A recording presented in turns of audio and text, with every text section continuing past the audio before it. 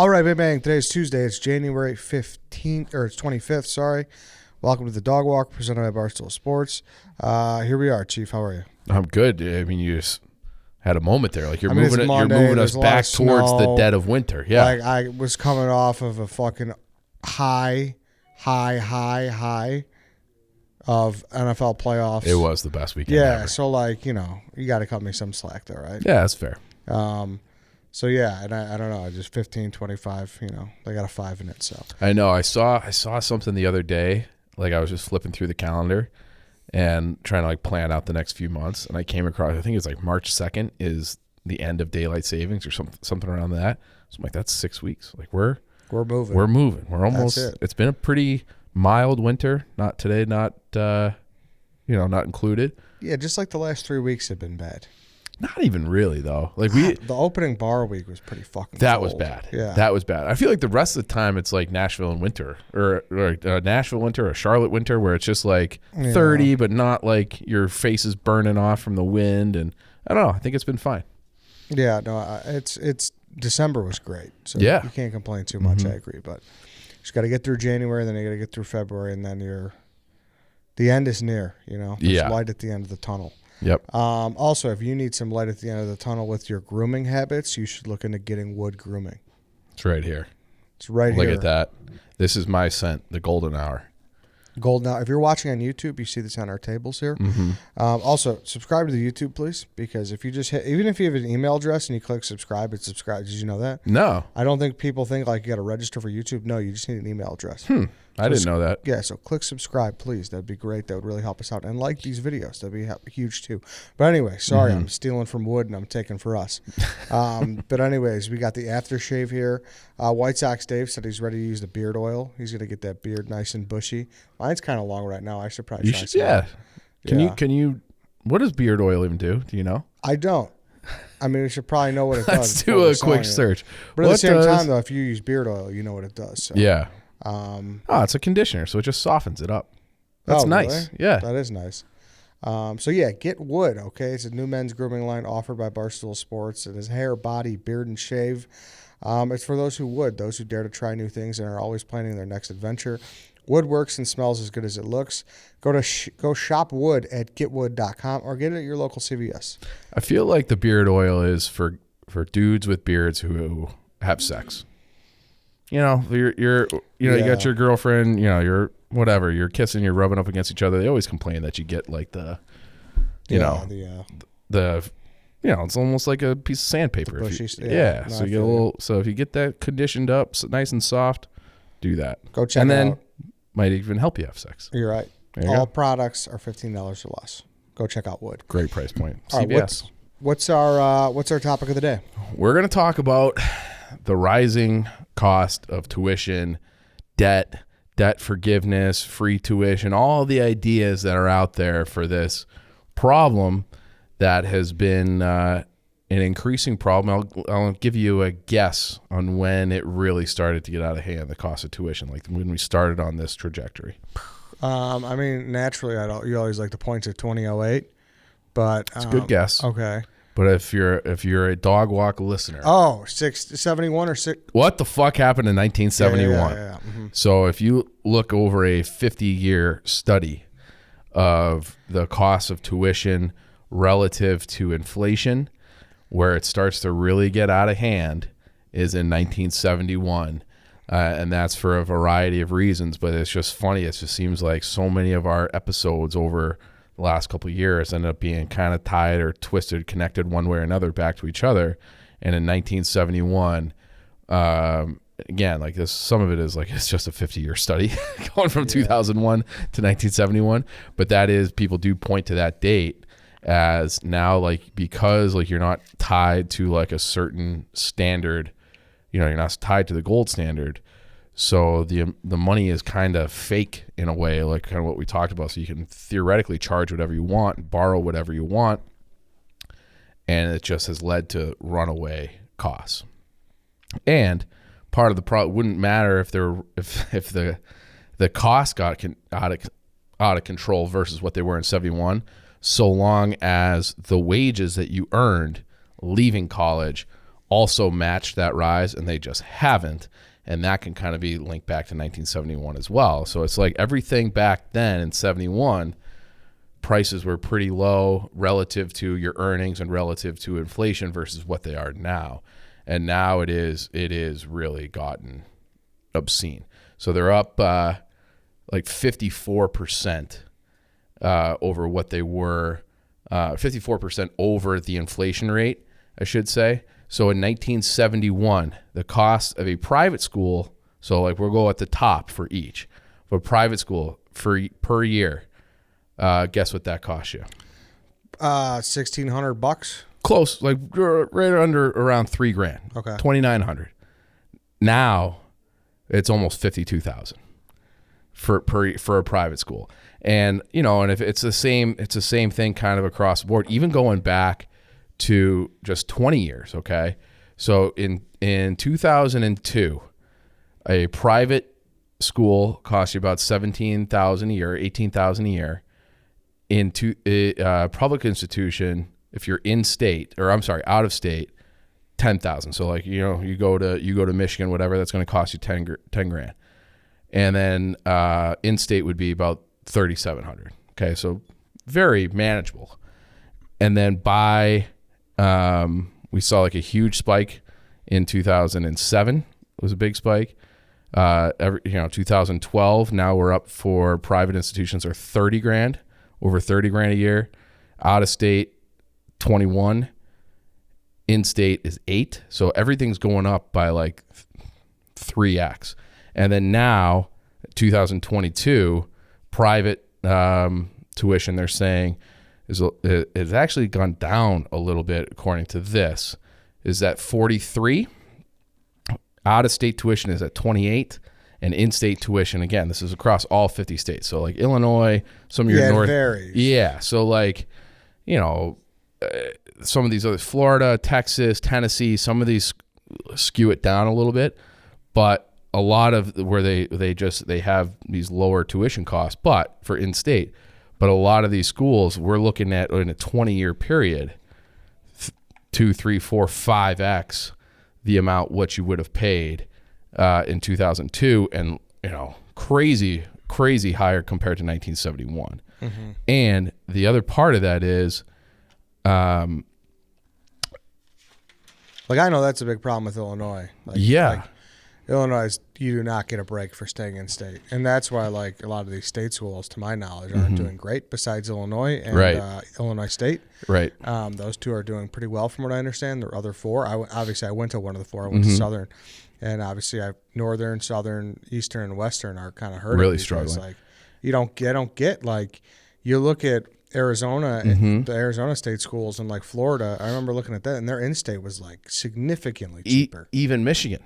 Okay, like you're seeing, like Grand Valley State is one of these schools that has like kept their tuition low compared to the others. It's one of the fastest growing schools in the United States. Yeah. They're about to start having like D1 sports.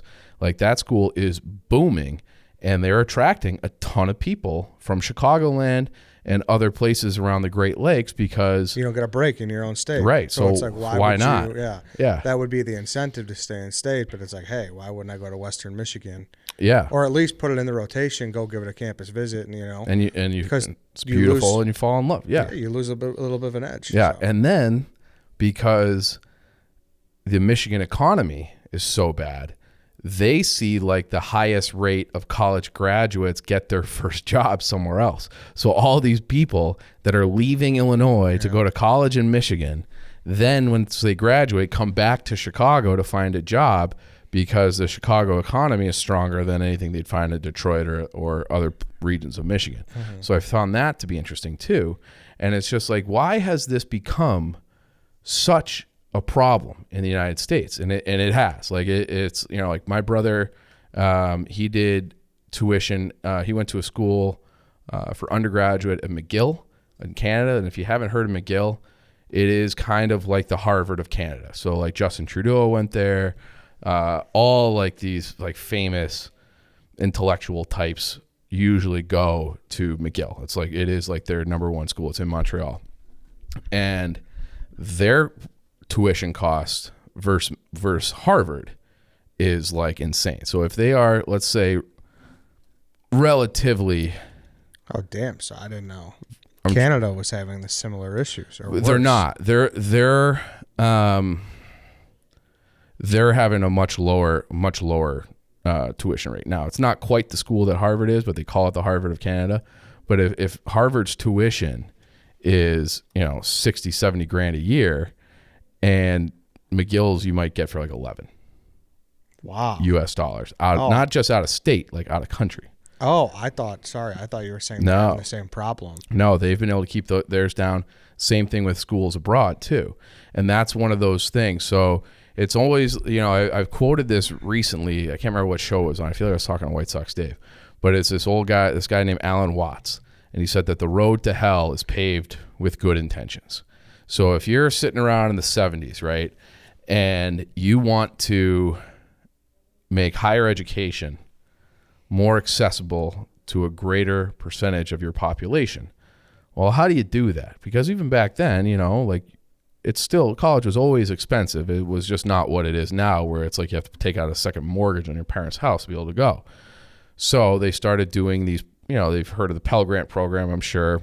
Mm-hmm. But the real thing is that they started subsidizing these student loans. So everybody's heard of Sallie Mae, people that are our age. But before that, it would just be, you would go to a private bank and they would write you your student loan, and it would be insured by the federal government. So the bank was basically like, hey, you're dealing with the student, you're dealing with Chase, you're dealing with Bank of America, whoever, you're getting a federal subsidized student loan through that bank. And eventually the government just came in and said, you know what? Everybody's going to Sallie Mae. So we're cutting out the middlemen, because these private institutions were making money off of this too. Yeah. And it's like, yeah, we're just going to control all of it. So we're cutting out the middleman. Sallie Mae is going to be the lending arm for the United States government, and we're going to they had these policies of making student loans easier to get so more people could go to college, but it was the one type of debt you couldn't declare bankruptcy on. So because they're easier to get, like anybody can get a student loan, you don't really go through for these federal loans, this strict application process where you fill out the FAFSA form, and it's like, okay, like depending on your year of school and a few other factors, they spit out a number, and you can get, I think it's as much as like $18,000 a year for tuition. And the problem with giving out that much money is because students will always take more than necessarily they need. Like it was one of my first jobs out of college. I worked as a financial aid advisor for a for-profit school. It's kind of like a University of Phoenix. And I had to quit because I felt like so unethical about it. Really? Yeah. Because you've told me that before. Yeah. So these people, you have certain people who are like in it for the right reasons. And then you have other people who they just want the money. Okay. They're like, hey, I just need the money. Like, yeah, I'm going to go to school. I'm going to take classes online. And they would rack up $50,000 of debt a year. Some people would have like as much as $300,000, and there's no like approval process. And they're just like, yeah, like this. And then you can just they called it additional funding. So even if your tuition was, let's say your tuition was 12 grand a year, you could still get 25. And I'm making up the number kind of, like I'm in the ballpark. I can't remember exactly. And then you just pocket that. And you're like, it's going to go towards housing. It's going to go towards books. It's going to go towards this. It's going to go towards that. But a lot of times they just, people just spend it. And so it wasn't for tuition at all, but it was an easier way to get money immediately. And the government doesn't care necessarily because they don't give a fuck about the money. And you're going to have to pay it back, theoretically. The school doesn't care because they're just getting the money. Okay. And this goes not just for for-profit schools, but for all schools. Yep. Okay. They don't care about really anything except for getting the money. And that's like one of the biggest problems, and something that people have put forward. There's this woman, Beth, I'm going to pull up her exact name. She wrote a long study, Beth Akers, in August of 2020 for the Manhattan Institute. And she's saying that one of the biggest problems with skyrocketing tuition is the schools have no incentive at all to ensure that you get a high quality education. So a lot of people, you're 18. What are you doing when you turn 18? I'm going to college. What are you going to college for? It's the thing to do. It was made to be known as, like, they call it this golden ticket fallacy. Yep. That if you go to college, that's the only way to have a good life in America is going to college, which is really not true. It kind of became true because we got rid of so many manufacturing and like some of these higher paying jobs that didn't require a college degree. So like you used to be able to be, a foreman at a plant and you're making textiles or bumpers for a car or whatever it is. And you could make, $100,000 a year. But now like a lot of those jobs have really disappeared and it just became like almost like a scarlet letter if you didn't go to college. Like I remember feeling that and thinking that about people that I, grew up with. Like, what do you mean you're not going to college? Yeah. Like, did you fuck up? Like, what's going on? And it was just because, and that was like the wrong way to think. And that was a product of just like what we're told over and over and over. Like the only way to get ahead in America is to get this college education. But you go in, you don't really understand money, and then you just get saddled with this debt, and there's no way for the colleges to ensure that you're getting a quality education or that degree provides you with opportunities. So that was always the thing when going back to my job, where it was like, okay, I'm talking to this person on the phone and I'm helping them get this financial aid, but they have no chance of ever paying it back. Like you're just not going to be able to get the type of job with a degree from, an equivalent of University of Phoenix that's going to be able to help you pay off the $300,000 of debt that you're taking out for this. Not even so much that either. I think it's a bigger issue with the major you choose. Like that's a bigger problem to me. Say that again? Like I think it's a bigger issue with the major you choose. Yeah. Like you don't have to go to the best college to necessarily get a job. Mm-hmm. But if you're going to a field where that it's A, super competitive. Yep. And B, doesn't really pay that well. Like you still are in an endless infinity pool. I agree to a degree. Okay. Because like, sure. I mean, if you're saying, all right. Go ahead. If you're saying like, I obviously don't know a ton about the University of Phoenix. It's closed now, right? I don't think it exists anymore.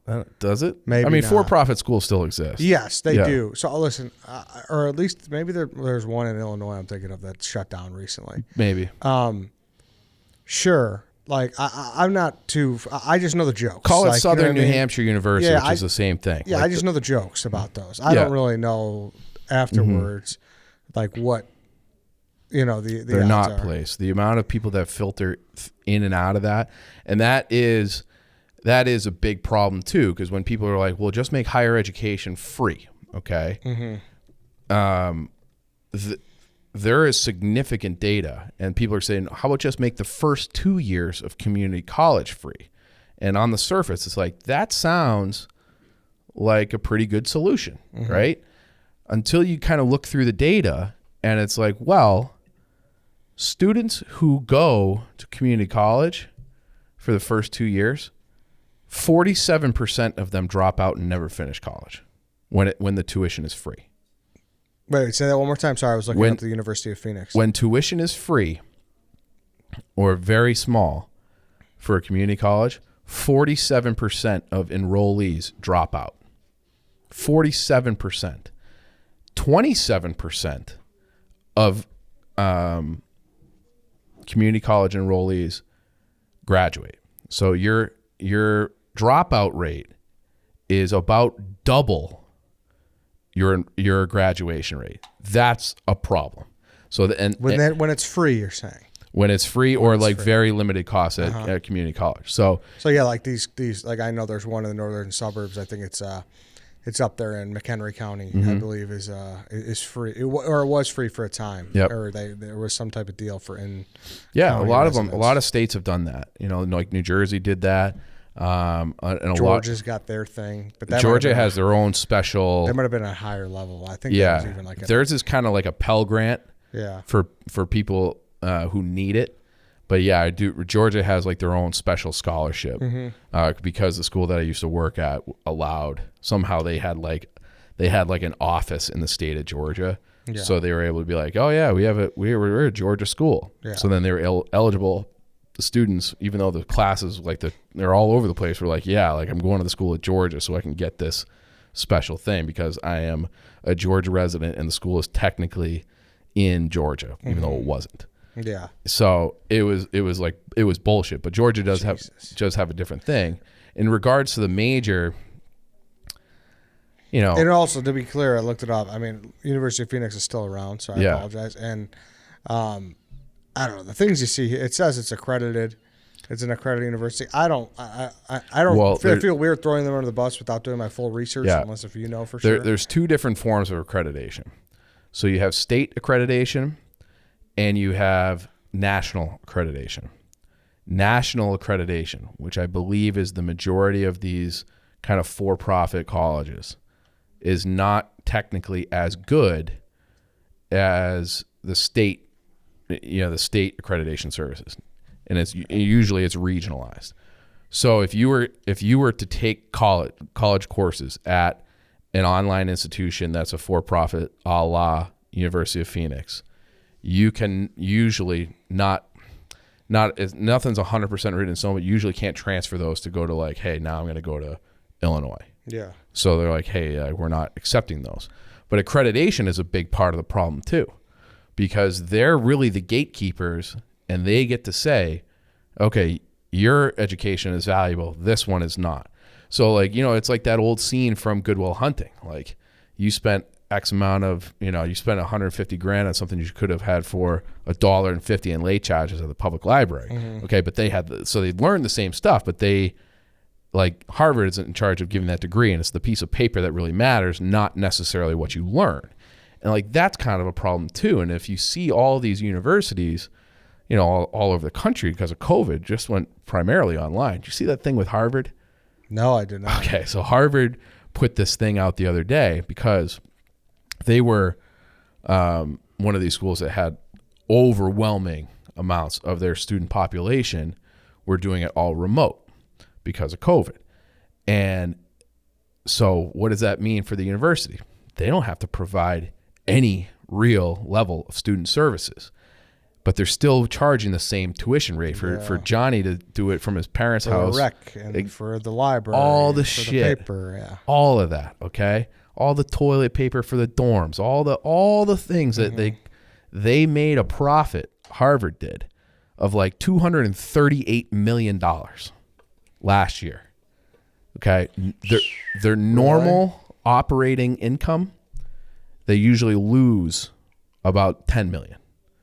So with the fact that they were able to cut all this shit, and they came out and said, well, we invested really, differently, and we owe it to our, we had some cost cutting things, and they tried to make it seem like it wasn't directly related to like the majority of their student body just did everything remote while charging the same rate. That's what they tried to make it seem like, but they made an insane amount of money on COVID. But so they're offering basically the same educational experience online that some of these for-profit schools are. Yeah, that's tough. That's a tough look. I hope you just gotta hope they reinvest in it, or at the very least they should have. I don't know. Private schools have tenure, right? All schools have tenure for professors. Yeah, yeah. I would say most universities, private, public. Yeah, tenure. Yeah. Tenure's crazy. Tenure's they have that for public high schools and everything. Oh, really? Oh, yeah. I did not know that. Yeah, so tenure is just like you've been here. That's like my favorite Ricky Henderson story of all time, by the way. what you ever heard that? So not. Ricky Henderson, this is towards the end of his career. I can't remember what team he's on. He's got a million quotes like this, but he's got a ton. But he gets on the bus, and somebody on the team is like, yeah, we saved you the spot right up front. You got tenure. He goes, tenure, man. I've been doing this for 20 years. so it's like, all right, well, Ricky, it's not what they meant by tenure. But tenure is just like, like you can't get fired. You can do whatever the fuck you. And those teachers who take advantage of that and are just fucking assholes because they know they could do anything and they're bulletproof are the worst. They're bulletproof. It's insane. And that goes back to like this thing where there's no incentive or measurement for getting students good jobs and paying jobs that give them a chance to pay off this astronomical debt. And, and like, so that is like the biggest problem. So you can't guarantee the quality of an education. Like there's no real like final exam, like almost like there is for high school, being like, all right, yeah, you're ready to work in the world. And like you can have your senior thesis and this and that, whatever your major is, but it's not like anyone's really tracking what you learned. And a lot of it it's like an extended adolescence.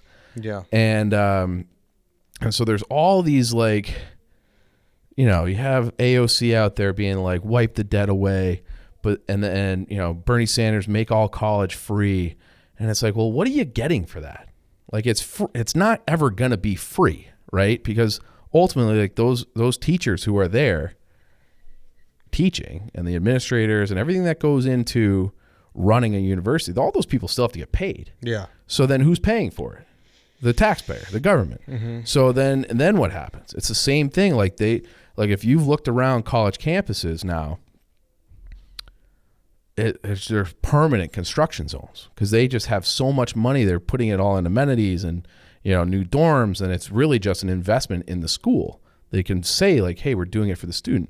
They're really just doing it to attract new students to get that new money in that is funded by the government. Yeah. So they've made it, there's like conflicting things going on here, or multiple things going on here where it's like this golden ticket fallacy where you have to have a college education to get a good job and to have a good life and to make money. Turns out that's not true. It takes a college student from a college graduate 20 years to pay off their debt, 20 to 21 years. And so it's like when you're 18, you're going into school at 18, and most students are going to be paying that off until they're in their 40s. That's fucking insane. It's wild, man. That's insane. And so everyone is offering all these different solutions and really banging the table for saying, hey, like we got to have free tuition.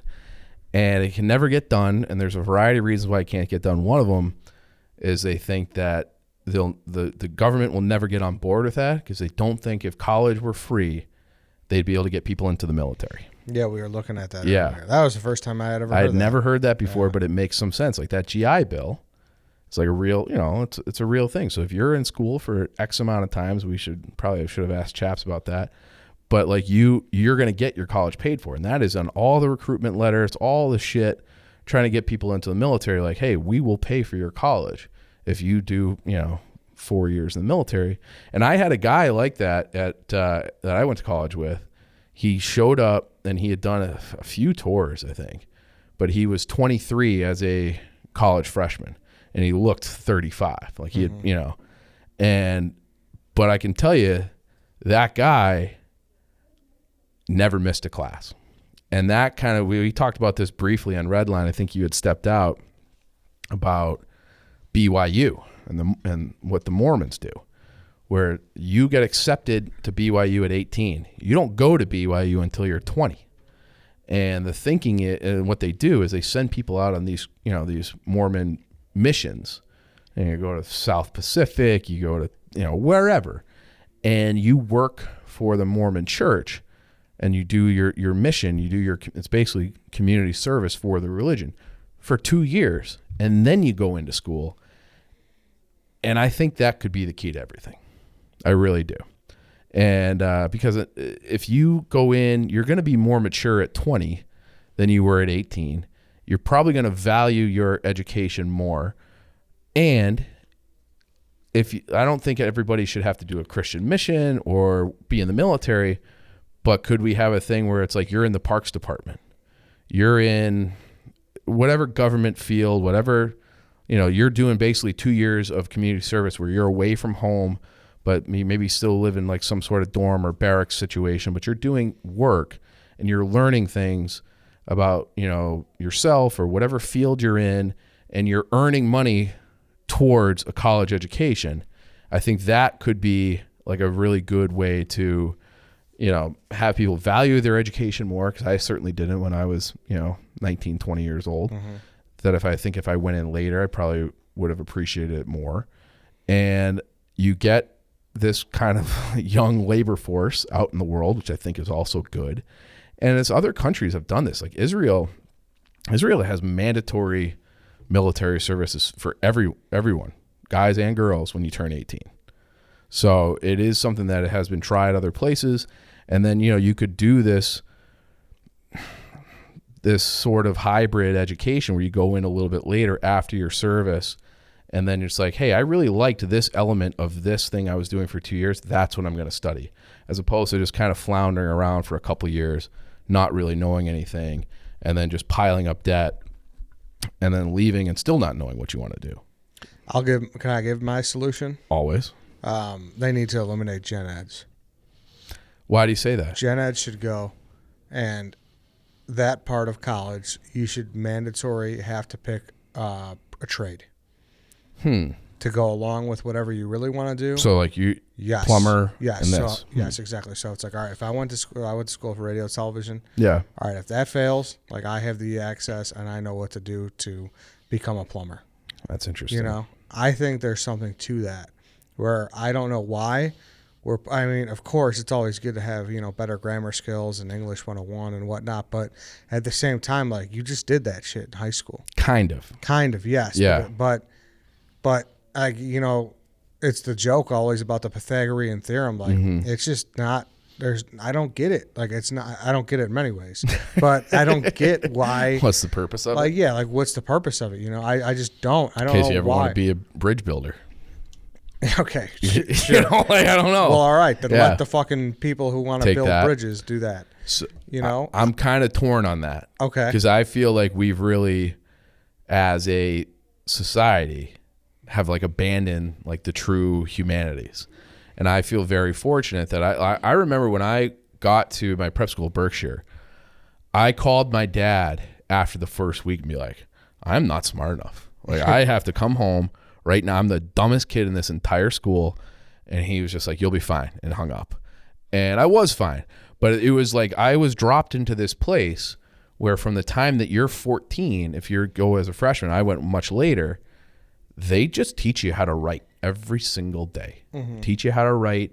Teaching you how to write allows you to be able to formulate your thoughts. So like you can get into arguments and you can kind of think for yourself. And so you can think and Lake Forest did that too. They had for freshman year, they had didn't matter what classes you were taking, a heavy emphasis on writing. And that's like the liberal arts education, which I think if you got a true liberal arts education, I feel like that has just been lost now.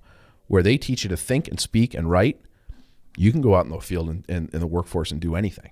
It's a great skill to have. Yes. No, not denying that at all, but I don't know, man. But that's liberal arts to me. Like you read, some of these things that you would never come across in high school. Like you would read Dostoevsky, you read these. Now I was the philosophy guy, but like you would read these different things and you kind of learn how to think. And I remember like I took a philosophy class at Berkshire, and I had this still the best teacher I've ever had. Shout out Clay Splon, the best. But I remember like turning in papers, and then him sending it back. Like everybody got their grades, and he'd be like, "This was shit. You have to do it again." Like not an F. And he's like, "You have to rewrite. Your ideas are fine. Your writing, your organization is terrible. Here's how you write a paper." And it was like that. And I feel like I definitely did not get that at St. Charles. St. Charles was like, "Yeah, dude, whatever, fuck you," and like just write something, turn it in A, B, whatever. And it felt like at Berkshire, it was an education. It was teaching with a purpose. And I feel like if we had more of that, that would be good. But I also, the other thing no one ever talks about, everybody always talks about just like, how do we get rid of this student debt? And like, how do we, but no one ever talks about like why tuition got so high to begin with and why we let that happen and what we should really do about it. So it should be kind of steady with it. Why don't we just have all these state schools that are all getting government, federal and state funding? Everybody's under audit. Everybody is having an audit done. And, University of Illinois, you have to explain why in 2002 you were charging $8,000 for in-state tuition. And now in 2020, you're charging $24,000. Explain that. Where is that additional money going? And if it's just going to the pockets of these administrators and state employees, guess what? Everybody's getting a pay cut because this is not right. It's not right to steal from future generations. It's not good for the country either. They say that like entrepreneurism is way down in America. America has that surprises me. It's Seems down. like everyone was trying to be fucking Gary Vee. I just looked it up, but it is down. America has always had like the highest rates of it, and is down to, yeah, it's been declining. It's up from 2020 to 2019, but it's way down from the 90s, where you had more people like willing to start businesses Trying to do their own thing. because they're not just buried in debt. So you're less likely to take a risk and go out on your own when you have these, this $100,000 cloud. You can't do it. Right. You can't take that risk. Like that's the worst, is the pressure to get out of college and like instantly get a job, because once you're right. forbearance or whatever the fuck is up. Exactly. And they say that, I said that stat of the 20 years to pay off an undergrad degree, while 21% of college graduates are now like considered underemployed. So their balance on their debt actually goes up for the first 5 years, because they just can't pay it, can't get out from underneath it. So everybody's like, just do debt forgiveness, or just have it be free. Well, then it just becomes like this astronomical, like no one's minding the store. You should actually kind of find ways to bring the cost down, whether that's making, Pell Grant applications or things like that more understandable. And you should be able to like compare and contrast. Like if you're going to buy a laptop, you wouldn't just be like, I like the way I felt good when I took a visit with that laptop. You would go through like, it does this speed, it does that, or same thing with a car. Like you're like, I like the fact that it has this feature and that feature, and I get this bang for this buck. There is no way to like figure that out for colleges. Yeah, and that's been always an argument. Like, why can't I opt out of the sports package? I don't like sports. Why do I got to pay everything should just be $125 for the football tickets? But right, and it's like they should be able to make that, especially now coming back out of COVID. They should get rid of this accreditation bullshit where it's like you should be able to have, course material and pass a test. And like the test should be hard. Like maybe only 10% of the people pass the test, but you can take it as many times as you want. Mm-hmm. And if you show that the course material that goes into being a major of engineering at Illinois, if you can prove that the course material, almost like, law has like a bar exam. Yeah. Well, they're the only like profession that has an exam like that, where you just have to show that you know the course material. Is that true? Isn't there stuff like that? Well, for doctors. Like physical therapists and shit. Like, isn't that like a PTA? Well, I think for the medical field and for legal, but not for like there is no bar exam for an English major. Yeah, marketing. Marketing, right. Sure. So like, instead of being like, I got a marketing degree from Illinois, but I'm really a fucking idiot and I just jerked off the whole time, I wasn't paying attention, then you go out in the workforce and you just have to learn everything anyways. Maybe democratize it through the internet and be like, hey, like John Smith, like he knows the course material. He didn't go to college. He learned it on his own. Yeah. But he is, based on these exams, qualified, and make them sure they're not tamper-proof, so you just Google everything, but he is qualified for employment. He knows the course material. And he's a worthy applicant, even though he didn't go to this school. Like there's got to be ways, like free market ways, to lower tuition costs and not have everybody just buried under this debt. You have an entire class of generations of people now that this is just their reality, and you're not getting the money out what you put in. And there's certain like degrees where if you get like a PhD in being a nurse practitioner, I saw this chart, and it's like, okay, like you're a lawyer, you're a medical professional. It might take you, the average undergrad takes 20 years to pay off. Medical professional takes like 32. And then if you get a PhD in being a nurse practitioner or whatever, this one study said you will never pay that off. Like by the time that you're retired, you will, based on like what your top end income and what you've spent, because that's going to cost you a quarter of $1 million, $250,000 to get that. A lot of times get that PhD at nurse practice. You'll never pay it off.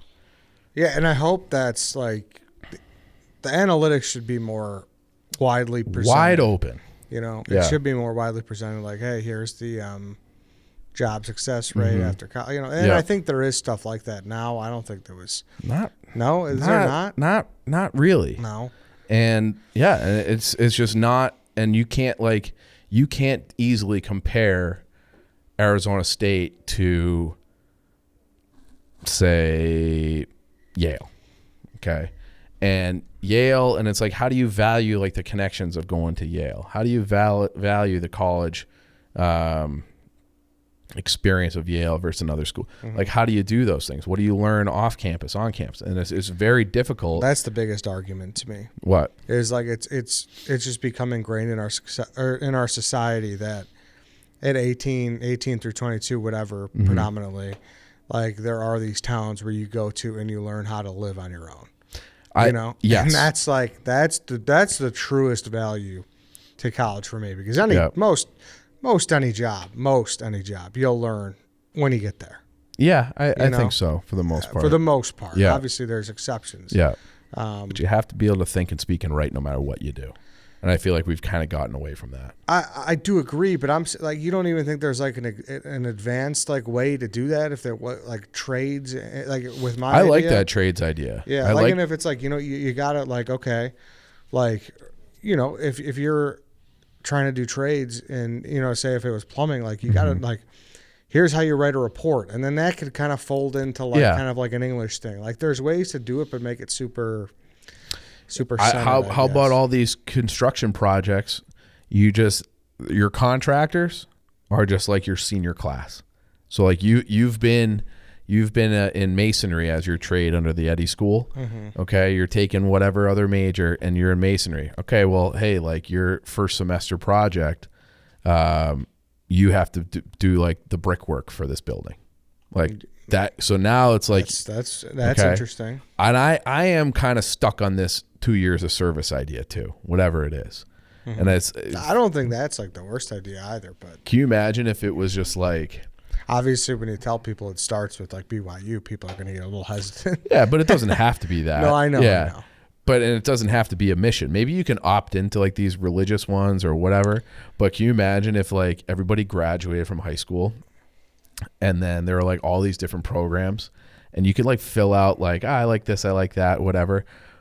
But then you just go into like a ping pong lottery system and it's like you're going to Florida and you're going to work in sanitation or whatever, you know, like if they just did it that way, and then like for college you get to just kind of pick where you want to go, and like you've done the work and you've accumulated these things, and maybe some people do the military service or whatever like Israel does, but as long as everybody's doing 2 years of service, and I think people would, you know, you might have people be more enthusiastic citizens because like, yeah, like I care about the national park system because I worked at it for 2 years. It's a really valuable, you know, like whatever, you know, so you have people who like learn about the inner workings of these things more. And then you just don't have this debt. And then But what if that's free where you learn how to read and write and shit? What if that is part of it? But they could say that you could make that goes back to like that 47% of people just drop out when it's free. Like people pay attention more and value it more when they're paying for it. Yeah. And there's a similar, I can't remember the number off the top of my head, but like there's a similar, not quite to the degree, but you have a higher rate of dropouts among people whose parents are paying for their entire college. You're more likely to drop out if you're paying zero. So it's like you want people to be invested one way or another.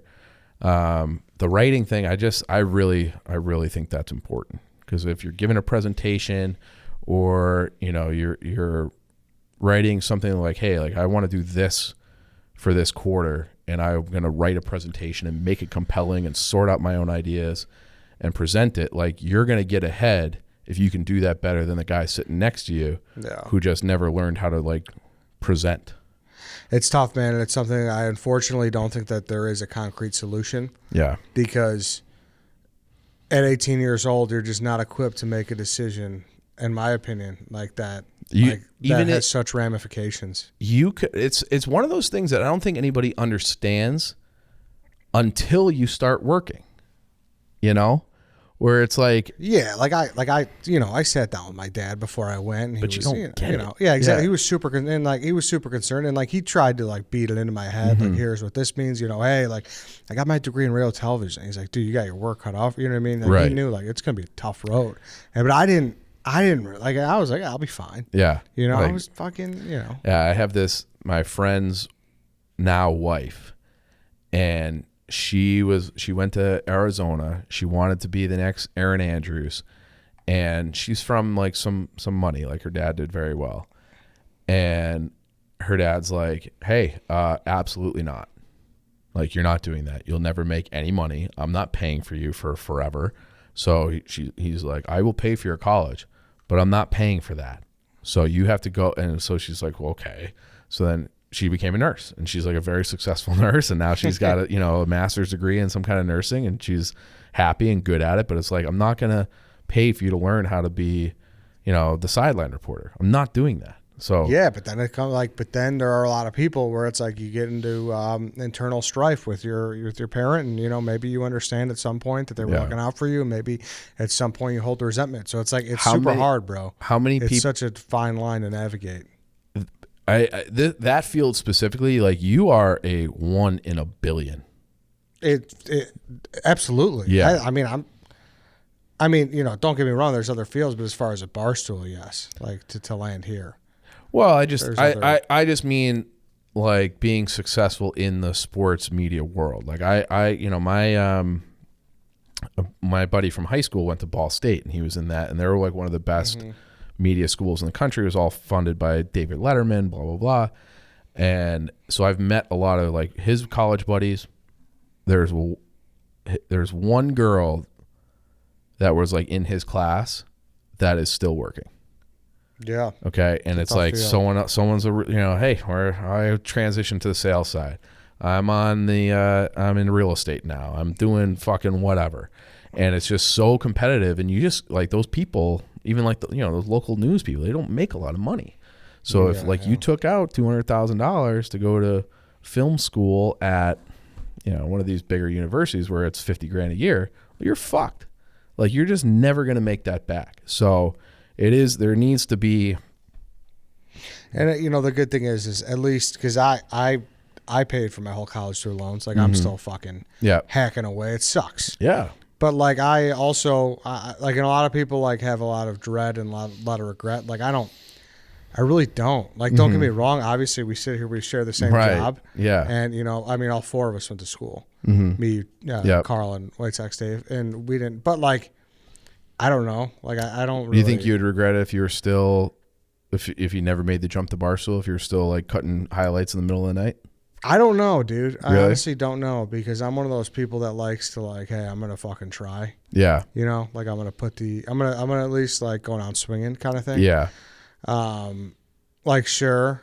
I was already getting to the point where I was like, starting to look around like that.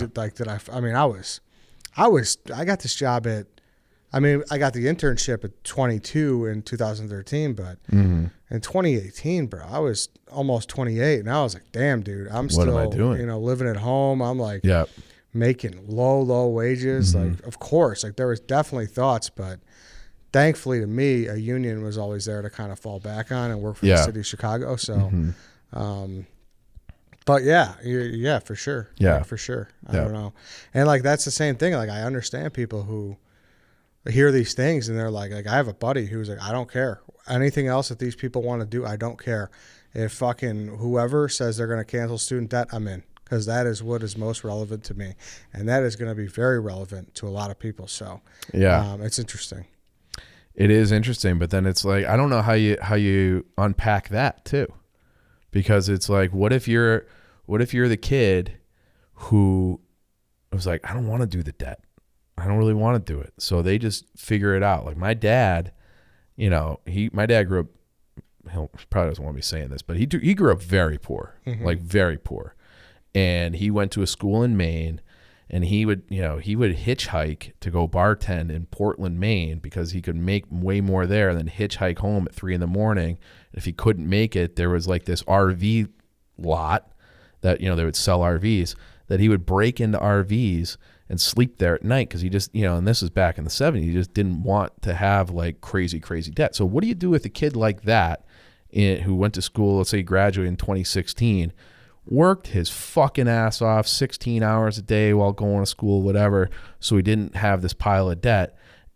And then everybody, all the rest of his peers who took out debt and partied all the time, their college is now like, oh, it was free? Yeah, well, I get that. Fucked for that kid. But then can he also say, like, I also would like this because I don't want anyone to have to be breaking into RVs like I did?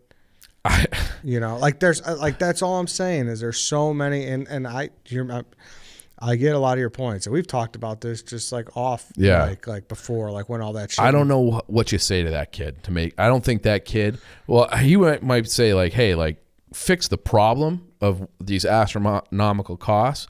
But if he's like, everybody just got basically a check for $200,000 while I was like killing myself, like, trying to pay for school, like that's not right. And so like, I don't know how you, I don't think you can just forgive the debt.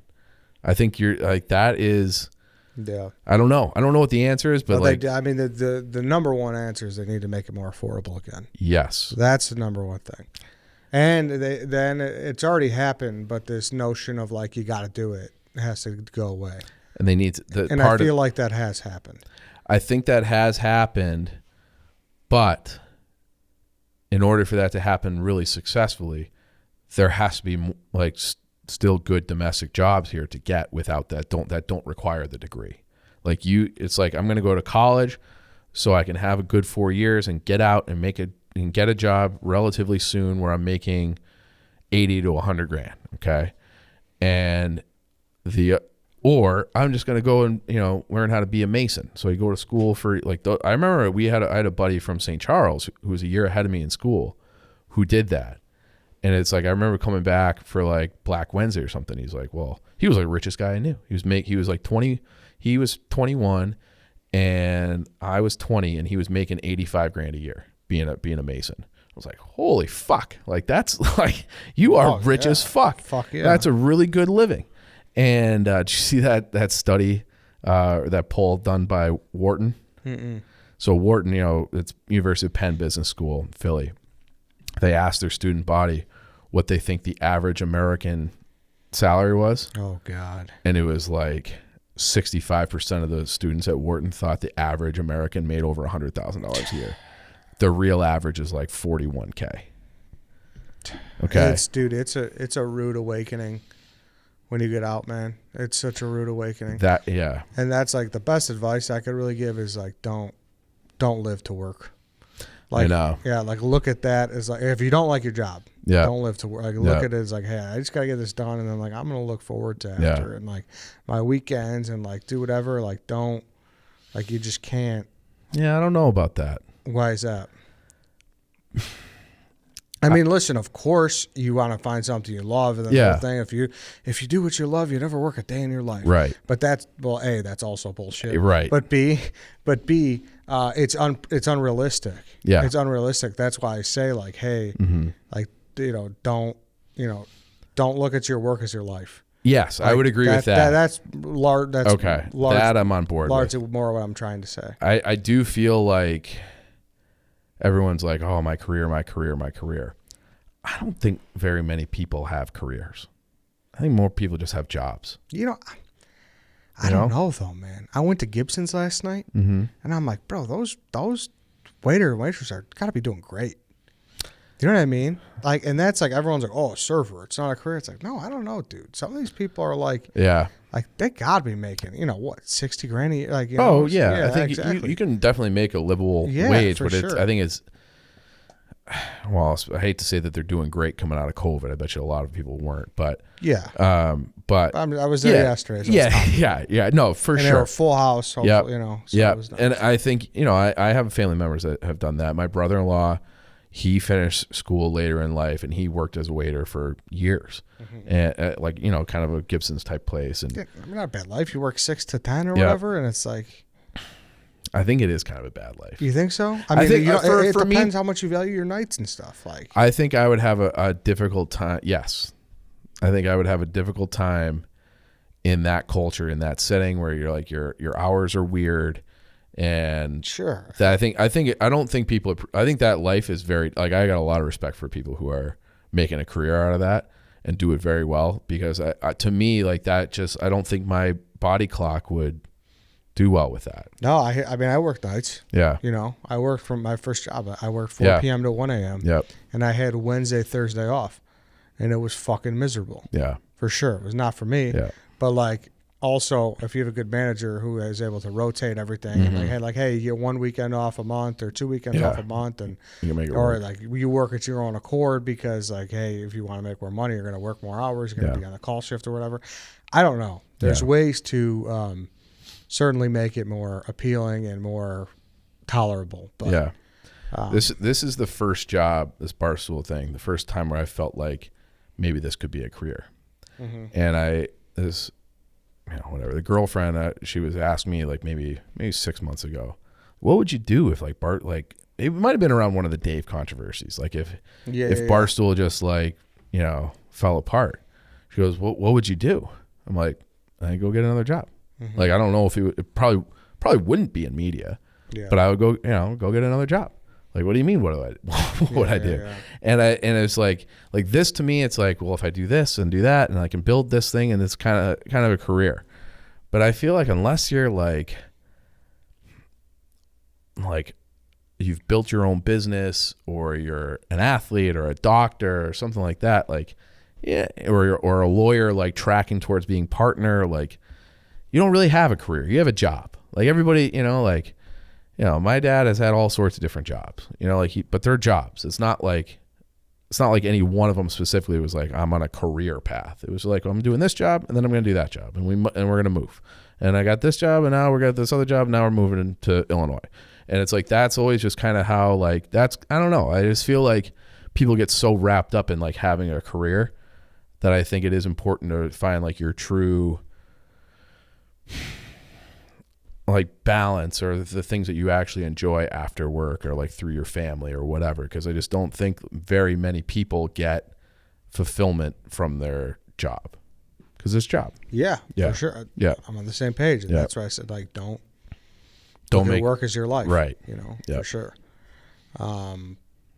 But yeah, I don't know. I guess this was the episode. Watch out for that student debt. Yeah, for real. Yeah, for real. Do it. And what's nice too, I was gonna say too, is not, like, they actually have, it seems like, come, like, a long way with, you know, doing income-based repayment plans where it helps you out. But, like, same way, like, it's not gonna go, you know, they're never gonna get a lot of the money they're owed back. Yeah, which is a problem, like you said, because where's the money gonna come from? But then the other end, like, you're not crippled forever. But yeah, and it's like everybody is making out just fine on this except for the individual, and that's where I have a problem. Like, it should be, the individual should be taken care of first, and you have to treat the disease, not the symptoms. So treat the fact that you have to figure out a way through audits, through whatever, to be like, return the price to normalcy.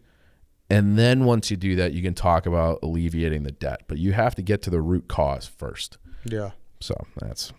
No, and then also, like, it goes without saying, but there's clearly other sides to our arguments here. Yeah, and we're just talking. Like, yeah, we're just talking. Like, and the same thing with, like, there's definitely reasons for tenured professors. Don't get me wrong. Like, I get it. Like, we're not just sitting here shitting on tenure the whole time. It is crazy though. Yeah, in a lot of ways, because, well, it's the only profession I can think of where it's like, you've worked here a certain amount of time, so you're just good. You're just good. No, I feel you.